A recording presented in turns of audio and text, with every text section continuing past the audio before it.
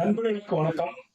இப்ப நம்ம உத்திராட்டதி நட்சத்திரம், அதிர்ஷ்ட உணவு, தானம் பெறும் உணவு, வணங்க வேண்டிய தெய்வம் போன்ற விஷயங்களை பார்ப்போம். உத்திராட்டதி நட்சத்திரம் அதிதேவதை பாத்தீங்கன்னா காமதேவி.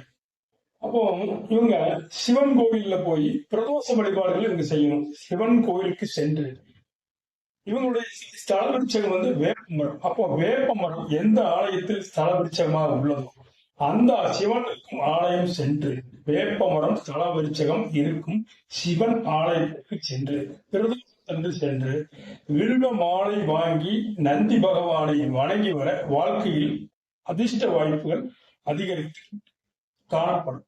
அதே போல இவங்களுக்கு பாத்தீங்கன்னா அதிர்ஷ்ட உணவு அப்படின்னு பாத்தீங்கன்னா தேங்காய் சாதம். அப்ப வாரம் ஒரு முறை இருமுறையாவது இவங்க தேங்காய் சாதம் சாப்பிட வேண்டும். அதே போல இவர்கள் அதிர்ஷ்ட தெய்வம் என்று பார்த்தால் கோணியம்மன், கோவையில் இருக்கக்கூடிய கோணியம்மனை வணங்கி வர வாழ்க்கையில் அதிர்ஷ்ட வாய்ப்புகளின் தன்மைகள் அதிகரித்து காணப்படும். அதே போல சமயபுரம் மாரியம்மன் கோவிலுக்கும் இவர்கள் சென்று வரலாம். இவர்கள் தானம் பெறும் உணவு என்று பார்த்தால் பூரி உணவு தானம் செய்யலாம், அல்லது கோதுமை ரொட்டி இவர்கள் தானம் செய்ய அதிக அதிர்ஷ்ட வாய்ப்புகள் அதிகரித்து காணப்படும். நன்றி, வணக்கம். இவர்களுக்கு பாத்தீங்கன்னா தாயினோட அன்பு இவங்களுக்கு கிடைக்கிறது இல்லை. அப்படி இல்லைன்னா பாத்தீங்கன்னா தாயை பிரிஞ்சு வந்தாங்க. இல்ல தாயின் மீது அதிக கருத்து உள்ள நட்சத்திரம் இந்த உத்திராட்டதி நட்சத்திரம். நன்றி, வணக்கம்.